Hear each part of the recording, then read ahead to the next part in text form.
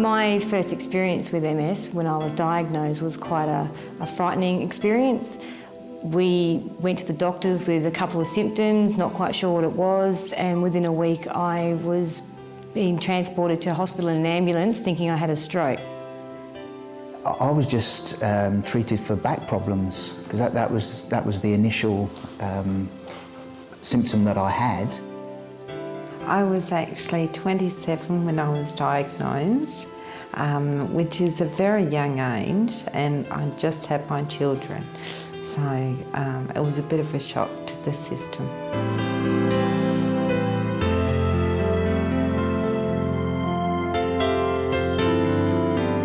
It affects me on a physical level, more so than anything else. I have to use an elbow crutch to walk,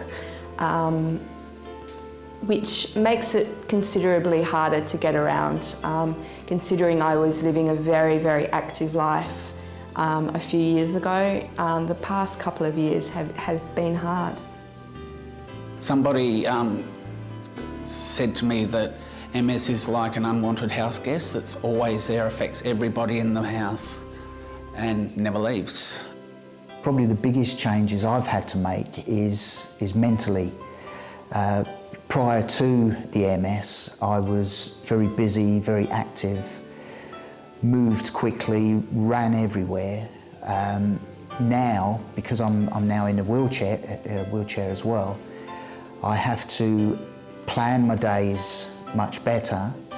The fatigue is a big issue for me, so I have to now always have that in mind. Am I going to be lifting that weight? Is that going to sap more of my energy? So shall I just ask somebody? And I'm now no longer afraid or too stubborn to say, look, could you give me a push?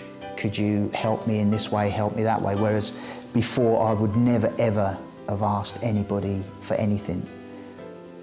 As my mum's primary carer, I would help her with day-to-day jobs like cleaning, cooking, helping her brush her hair, brush her teeth, putting her onto the toilet, and any little jobs that she asks to make her life better.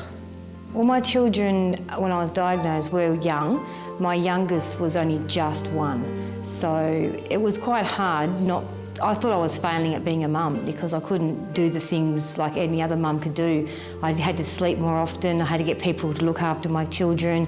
I couldn't even drive them to school at first, so I had to rely on other people to look after them. I think I've become a better person. I've become more compassionate and a lot more caring. So, and more positive and stronger actually. So yeah, I've changed for the better. As a long-term carer, the biggest challenges I've faced have been to have the energy to keep going and to have the resilience to keep going. It's demanding being beside somebody, watching them suffer, both physically as well as emotionally, and to sustain the spirit of our relationship.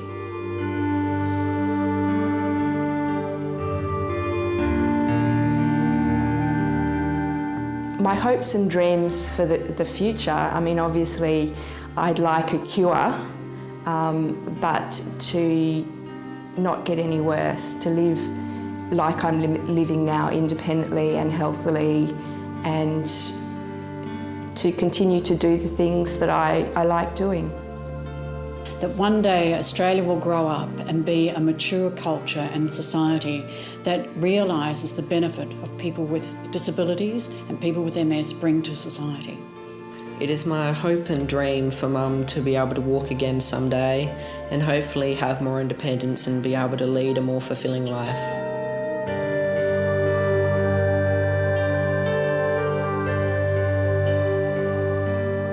The MS Society has definitely been helpful. If it wasn't for them at the beginning, I don't think I'd be here today. The support and the knowledge that they have helped me through getting through fatigue. The programs that they have, the family camps that they have, we've been on them, the kids love it. So I definitely would recommend joining the MS Society and get into the programs and the training. Even the counselling is really good. To all the people who support the MS Society of WA, I would like to say, a big thank you for supporting us and hopefully to continue supporting in the future. Whether it's they donate time as a volunteer, whether they're donating money to help for research or to help members, whether they're donating a chair, it doesn't matter. Thank you very much. None of us could thank you enough.